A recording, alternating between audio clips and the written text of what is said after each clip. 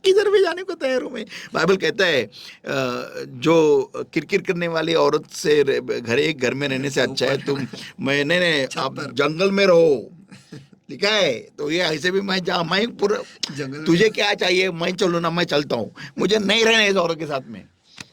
एक बार भी हम नहीं देखते हैं कि इब्राहिम ये तकरार कर रहा है या फिर रिएक्शन दे रहा है या फिर रो रहा है परमेश्वर के सामने सिर पीट पीट के।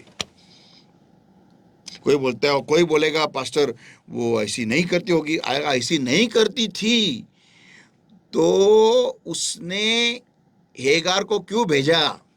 Point number 1। पॉइंट नंबर 2, उसने हेगार को क्यों हकाला? वह इतनी उसने हेगार को इतना छला, ओके, कि हेगार भाग गई। और उतना ही नहीं, बाद में उसने खुद इब्राहिम को बोला इसको हकल दे। और उसकी हिमाकत भी थी खुदा के वचन पर हंसने की। ओह गॉड। जेनेसिस 16 में हम देखते हैं, उत्पत्ति के 16वें अध्याय में verse 5, and Sarai said unto Abram, my wrong be upon thee। तब साराय ने अब्राम से कहा, जो मुझ पर उपद्रव हुआ है वह तेरे ही सिर पर हो। भेजा किसने? तूने। इसने ही भेजा है। Okay, I have given my maid into thy bosom, and when she saw that she had conceived, I was despised in her eyes. The Lord judge between me and thee। मैंने तो अपनी दासी को तेरी पत्नी कर दिया, पर जब उसने जाना कि वह गर्भवती है तब वह मुझे तुच्छ समझने लगी, इसलिए यहोवा मेरे और तेरे बीच में न्याय करे। Yeah. वचन 6 में But Abram said unto Sarai, behold, thy maid is in thy hand. Do to her as it pleaseth thee. Wow. And when Sarah dealt hardly with her, she fled from her face। Abram ने साराई से कहा, देख तेरी दासी तेरे वश में। कितना पेशेंस है। जैसा तुझे भला लगे वैसा ही उसके साथ कर, मेरा दिमाग मत खा। तब सारा ने उसको दुख देने लगी और वो उसके सामने से भाग गई। ये है वो सारा। ये वो सारा है और ये अब्राम। आमीन आमीन। तो क्या झेलता होगा वो आदमी घर पे? आमीन। क्या झेलता होगा वो? लेकिन परमेश्वर के सामने जब आता है, सब कुछ भूल भाल के, क्या रिलेशनशिप है। फिर परमेश्वर क्यों उसको कहेगा तेरा मेरा क्या नाता? आमीन आमीन आमीन आमीन। याद करो, यस, क्या बोला था यीशु मसीह ने? आमीन। शादी में तेरा मेरा क्या नाता, क्यों बोलेगा उसको? आमीन आमीन। मेरे पास वाइन नहीं है, मेरे पास वाइन नहीं है, मेरे पास वाइन नहीं है। वो आई थी, उनके पास वाइन नहीं है। ये बोल सकता था मेरे पास वाइन नहीं है। सही। देखो कहां से कहां कनेक्ट हो सकता है ये वचन। Study the word. Wow. Nowhere, not even once रो रहा नहीं, सिर्फ एक बार वो बोल रहा है, तकरार कर रहा है कि ये सब देके फायदा क्या है जब मेरे पास मेरे खुद का वारिस नहीं है। That's all, that's all. Ibrahim, that's why you call him, he is a father of faith. ये कौन, ये ऐसा कौन कर सकता है? वही कर सकता है जिसके पास परमेश्वर, जिसके ऊपर परमेश्वर का, जिसको परमेश्वर के ऊपर पूरा भरोसा होता है। आमीन। और इब्राहिम का भरोसा परमेश्वर के ऊपर बच्चे के लिए कभी नहीं था। वो बच्चे के बारे में टेंशन में था ही नहीं। वो एक ही बार हमें दिखता है कि वो परमेश्वर के सामने बोल रहा है, क्योंकि वो घर में कुछ तो भी हुआ रहेगा, लेकिन वो एक्चुअल में कुछ नहीं। He is just focused on completing the will of God. That's it, that's all. इसलिए तो परमेश्वर का उसका दोस्त बन गया ना। हम दोस्त किसको कहते हैं? जो व्यक्ति मेरी इच्छा के पूरी करने के लिए कुछ भी करेगा। तो ये वो ही तो कर रहा था। सही। और उसके जिंदगी में बहुत बड़ा प्रॉब्लम था। ऐसा नहीं कि उसकी लाइफ बहुत इजी थी, बहुत आसान था, नहीं।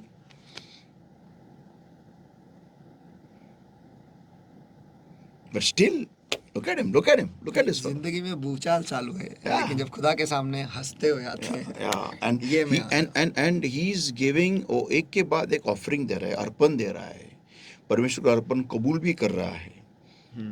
And really great. और देखो परमेश्वर ने उसके साथ में, देखो हम देखते हैं तुरंत उसके साथ में जो सुनता का जो करार है वो तुरंत एस्टेब्लिश नहीं किया है। वो हम देखते हैं वो हुआ है उत्पत्ति इसके 17वें अध्याय में। सुनता का करार जो होता है ना, वो अल्टीमेट सील है। 17वें अध्याय तक उसके पास चांस था कि मैं परमेश्वर के इस बुलावट को, इस जो भी विजन है, जो भी पर्पस है, उसको मैं नाकार दूं। लेकिन 17वें अध्याय के बाद में जब सुनता करता है, तब वो परमेश्वर का जाना जाता है। उसके पहले नहीं है वो। मीन्स उसके पहले physically there is no sign, but now there is a sign. यानी 12 से लेकर 17 तक कोई शारीरिक तौर पर कोई चिन्ह नहीं है, लेकिन अभी 17 के बाद वो चिन्ह हुआ है।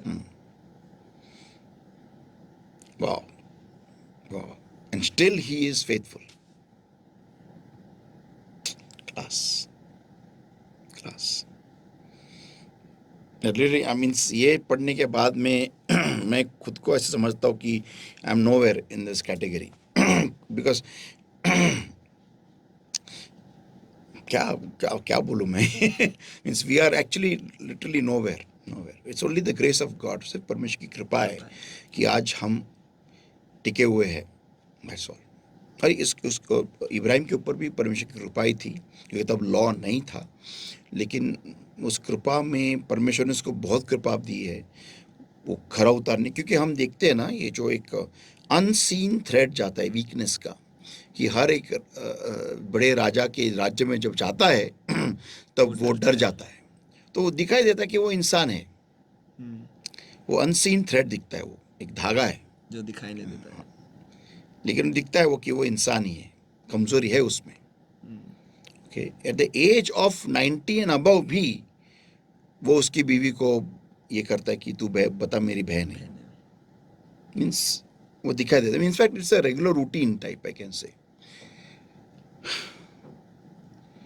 तो he was much as weak as we are today.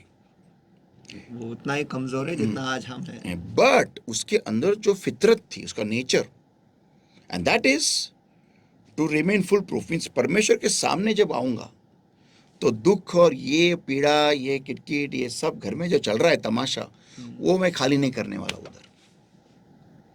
वचन है जो कहता है कि आप जब खुदा के सामने जाते हो दुआ करने के लिए, तो plus in present supplication with thanksgiving, या विद थैंक्सगिविंग, या वो कर रहा है। And in everything give thanks unto the lord. या परमेश्वर को हर चीज में आप धन्यवाद दो। या तो ये जो चीज है, ये कम ऑन। और यहाँ पर हम देखते हैं हन्ना रो रो के स्वर को भर दिया आंसुओं से, इतना कि जो याजक है उसको बेवड़ी समझ रहा है। ये टल्ली हो गई है औरत, इतना। कितना बड़ा अंतर है। लेकिन दोनों के बायोडाटा में हम देखते हैं, रिज्यूमे हम देखते हैं, क्या हासिल किया है? कुछ नहीं। इसके कुछ भी नहीं, और इसमें हाइट्स। तो परमेश्वर के लोगों, जब आपके जिंदगी में परमेश्वर अगर कोई भी चीज, एक विशेष चीज अगर परमेश्वर ने रोक के रखी है, तो उसके पास, जी हाँ, उसके बारे में एक बार, हर दिन में एक बार दुआ जरूर करो। लेकिन उसके पास ही आपका ध्यान मत लगाते रहो, क्योंकि शैतान उसका इस्तेमाल करके आपको पूरी की पूरी जिंदगी आपको पूरा बर्बाद करके रखेगा। आपको और मुझे क्या करना है, और वो है कि हमारा ध्यान परमेश्वर ने जिस मकसद से हमें बुलाया है वो पूरा करना है। आमेन। तो अगली बार हम देखने वाले हैं कि एग्जैक्टली करना क्या है। Let's pray. Thank you, Lord my God, for your word that came to us. I thank you, Lord my God, for the life of Abraham, that we can learn, oh Lord my God, from your friend, Lord. Thank you, Jesus. What a great man, Lord. Thank you, Lord my God, for his life and for what he lived, Lord. What grace you gave him to live such an exemplary life, oh Lord my God. Thank you, Jesus, Lord. Thank you, Holy Spirit of God. And blessed Lord my God, I seal today's word in the hearts of the precious blood, precious oil and fire of the Holy Spirit. Every power of darkness trying to steal this word, Lord, I'm just trying to cut by the fire of the Holy Ghost in the name of the Lord Jesus Christ of Nazareth right now. The command power of darkness in the name of Jesus. Get out, come on, just by the name. And blessed Lord my God, I set your people and this word free in Jesus' name, the anointing free in Jesus' mighty name. Help us all to bring forth 400-fold. Heal them that are sick in their body, Lord. Every sickness, every infirmity of disease, be gone in Jesus' name. Get out. Come out in Jesus' name, Lord my God. Release a healing anointing, Lord. Touch them that are sick, Lord. Heal them, Lord. Touch every pain in the ear. Be gone in the name of Jesus. Get out. Come out in Jesus' mighty name. And I release a healing anointing, Lord. Touch, heal, and deliver the person completely from the pain in the ear in Jesus' name. And any kind of sickness, be gone in Jesus' name, Lord. Touch, heal, Lord. I bring us all under the covering of the Lord's blood, the Lord's oil and fire of the Holy Spirit, Lord. Thank you, Father, for this day, for this time, for this word, Lord. Thank you, Jesus. In Jesus' mighty name we pray and we ask. Amen. Amen, amen, amen. Ibrahim Ibrahim Ibrahim किताब खुल गया है इब्राहिम नाम का, और अद्भुत क्या सफ़र है इस किताब में, और इसमें और बहुत कुछ है सीखने लायक। लेकिन ये तो मैं तो कहता हूँ सिर्फ ऊपर से हम बस चले गए इब्राहिम के ज़िंदगी से, लेकिन सीखने लायक उसमें भी बहुत कुछ है। तो अगर देखो खुदा जो है वो कल, आज और आने वाले कल में भी वैसा ही है। तो अगर इब्राहिम उसका दोस्त बन सकता है तो हम भी बन सकते हैं। लेकिन उसके लिए हमें क्या क्या करना है, क्या नहीं करना है, वो इब्राहिम से हम सीख सकते हैं। और उससे जो गलतियां उसने की है शायद हम ना करें, और उससे बेहतरीन हम करें, तो शायद खुदा जैसे उसके घर में आया आपके घर पे भी आ सकता है। आमेन। आमेन। हमारे घर आपके अंदर आया है, आपके दिल में रह रहा है, आमेन। आपके अंदर है, पवित्र आत्मा है। आमेन आमेन। और अभी आपके घर में ही है। और कुछ भी हो सकता है। सोचो इसके बारे में, अगर हम खुदा के उपस्थिति को लेकर चले, क्या होगा हमारे ज़िंदगी में। हमें किसी भी चीज़ की ज़रूरत नहीं पड़ेगी। और आज शायद शैतान ने ये चीज़ किया है कि हमारे ज़रूरतों की ओर, हमारे जवाबों की ओर हमारा ध्यान पूरा वहीं पर आकर्षित किया है। और यहाँ पर हम इब्राहिम को देखते हैं, वो जहाँ पे ध्यान भटकना चाहिए वो छोड़ के बाकी सब देख रहा है, और इसीलिए वो सफल रहा है। और उसकी ज़िंदगी जो हम देखते हैं कि वो 5 राजाओं तक उसने हरा दिया, एक अकेला आदमी। आप भी आपके ज़िंदगी के सारे युद्ध जीत सकते हो, बस खुदा आपके साथ रहे। बाकी तो आपका पल्ला भारी है। बाकी Amen. किसी चीज़ की आपको डरने की ज़रूरत नहीं, क्योंकि अगर खुदा आपके साथ है, आपके विरोध में कौन या क्या खड़ा रह सकता है। Amen. Amen. जो तीनों जहाँ का मालिक है। तो इब्राहिम के ज़िंदगी में के बारे में और अगर आपको सीखना है, और अगर इस स्टडी में आपको और गहराई में देखना है, तो इस वीडियो को बार बार देखिएगा और इस पर मनन कीजिएगा, ताकि आपको खुदा इसमें से ज़रूर आपसे और बात कर सकता है, और करेगा भी अगर आपने 100% ध्यान इसमें लगाया तो वचन को पढ़ते रहो, उत्पत्ति को पढ़ते रहो। उत्पत्ति का किताब जो है कभी ना ख़त्म होने वाला है, ये तो हम जानते ही है। तो उसे पढ़ते रहो, पूरे बाइबल को पढ़ते रहो, और जैसा यीशु मसीह था, है, और हम भी उसके जैसे बन सकते हैं। आमेन। यीशु मसीह खुदा जो है, उसके बेटे को उसने भेजा इंसान के रूप में, और हमें सिखाया हमें ज़िंदगी कैसे जीना है। तो उसके जैसे बनने के लिए ये बाइबल स्टडी को देखते जाओ। और हमारा चैनल जो है tabernacle ministry international YouTube channel, इसे सब्सक्राइब कीजिए, लाइक कीजिएगा, शेयर कीजिएगा, ताकि जैसे आप आशीषित हो रहे और भी कोई आशीषित हो। और एक विनती है, जब कभी आप कोई भी वीडियो देखें उसे लाइक करना ना भूलिएगा, ताकि अगले बार जब कोई भी दूसरा जो है अगर ऐसे ही हिसाब से अगर वो सवाल ढूंढ रहा है, तो ये वीडियो सबसे पहले सामने आ जाएगा और उन्हें उनका जवाब ज़रूर मिलेगा। तो गॉड ब्लेस यू। मुझे विश्वास है कि आज के बाइबल स्टडी से आप बहुत आशीषित हुए हो, और आप उत्तेजित हो गए हो। अभी कुछ करके दिखाना है, कुछ हासिल करना है। जवाबों को छोड़, जो जिसके लिए हम रुके हैं, उन सभी को बाजू में रख कर हमारे दुआओं को भी हमें बदलना है। बस दुआ में जाना है, परमेश्वर को धन्यवाद देना है, ये ज़िंदगी जो उसने हमें दी है, और उससे प्यार करना है। बाकी सब चीज़ें छोड़ दो, वो देख लेगा। आमेन। हमारे साथ जुड़े रहिएगा और अगले गुरुवार को हम फिर एक बार मिलेंगे इसी चैनल पर। God bless you, praise the Lord. Praise the Lord.